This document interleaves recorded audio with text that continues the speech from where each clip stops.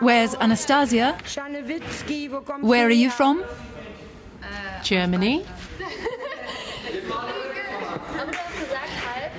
I'm half Slovak. Yasmin, where are you from? Turkey.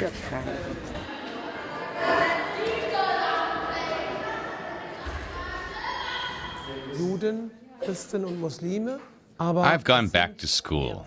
I'm experiencing what it's like to be with the pupils and teachers of Class 11B at a perfectly ordinary German comprehensive school. There's a lot of discussion currently going on in Germany about education, integration, and failed integration. I want to know how it's working out on the ground. The first class is religious studies. It includes all the major world religions. Today, the topic is creation stories.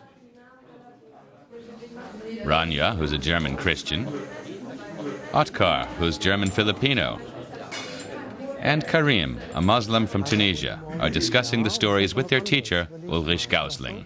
Religion is an important issue in Germany's debate about integration. Does it get in the way? These kids in Cologne all seem very open-minded. Gausling says that's maybe because they're curious and without prejudice. They don't have a problem with learning about different religions or different points of view. He says some come from homes where religion plays a big role. But that's no longer the case with many of the kids from German backgrounds. For them, this is a new encounter.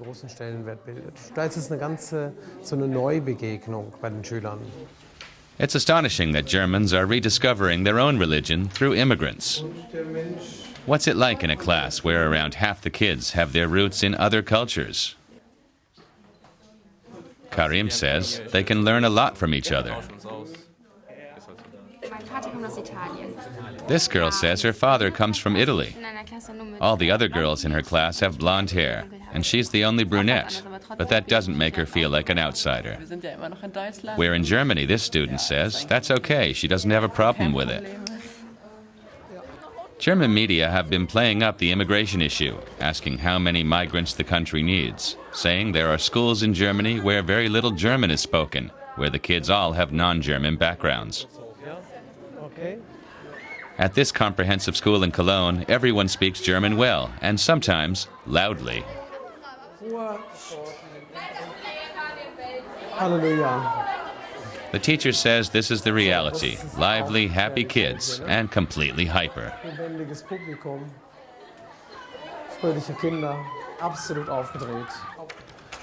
We get to talking about the kids' different backgrounds. This is what I've been asking about all the time. Gausling gives me the rundown. Pinka is German, so are Benjamin, Dennis, and Joshua. Nikita is Russian, Orkun is Turkish, Angelina German. He says kids integrate more easily when they're in the minority. If they're in the majority, then their integration is a problem. For example, there was a problem with a Turkish pupil who got in a scrap with a German fellow student. Gausling says he asked him why he started it, and the Turkish boy replied that he had to defend his group. When Gausling asked what his group was, he explained that it was Turkish guys who had to stick together. So, Gausling said, we're all in Germany. Some of us have German passports, some Turkish. We don't actually know, and we don't actually care. So what's the problem?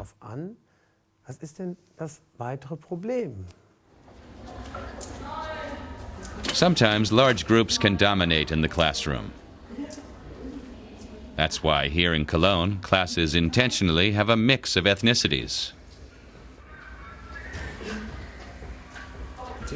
In the break, I meet Mohammed and Michel, a Nigerian and a Turk.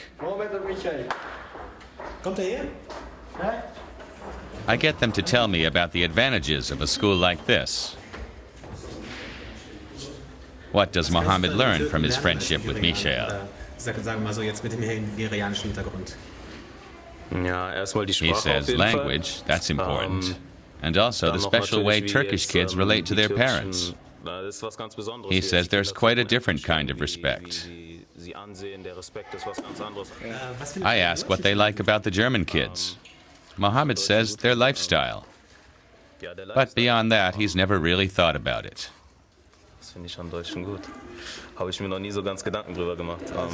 Michael adds that what he finds good is the way German kids concentrate on their schoolwork more than the others do. An die Schule konzentrieren als, sagen wir so, Ausländer, würde ich mal sagen. Next, I meet up with the woman who's clearly succeeding in holding this assortment of different kids together. Someone they all respect, the principal, Dagmar Nägele. She explains that integration is part of daily life. She wants the kids to be aware of cooperation every day. She says they keep a special eye on children with a migration background because they may need extra support in some areas. And sometimes there are matters where their parents, too, need to adjust. But, she adds, it's the same with German pupils. If two kids punch each other on the nose, it's irrelevant who started it. We don't do that at this school, she says. No one asks whether someone has a cultural justification to punch someone else. They just don't punch at their school.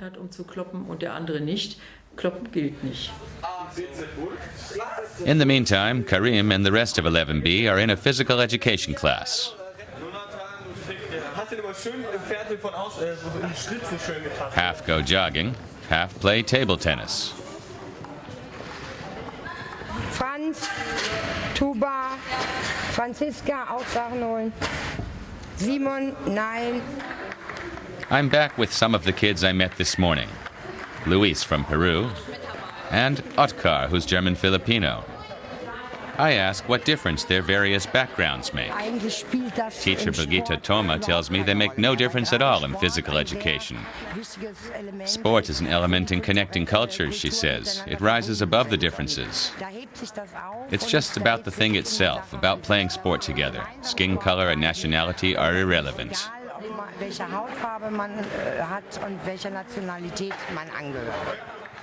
But I'm still caught up in stereotypes. Yasmin is Turkish, so wears her headscarf. She says her friends say her family has gone German. She's allowed to do what she wants. She can go to parties, for example. Though there are a few principles she should stick to, like not eating pork. And she's fine with that. Otherwise, she does what the German kids do.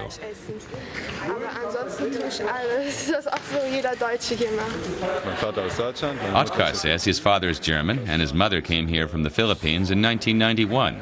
He was born in 94. He says his parents only spoke German together until he was 2. And even now, he only speaks German with them. He can't speak Filipino. This girl says she likes being with different people at school and getting to know different cultures. She says she's learned Turkish from her friend Tuba just because she found the language interesting. She enjoys being in a mix of nationalities. An ideal world? Not really at this school in Cologne, but still it's possible for German kids and kids with migrant backgrounds to get along and learn together here in a peaceful, relaxed atmosphere. Maybe they're more advanced than we journalists are, with our ongoing questions about background and skin color and religion. These things don't play much of a role in the kids' daily lives. I get the impression they don't need to discuss integration because they're living it.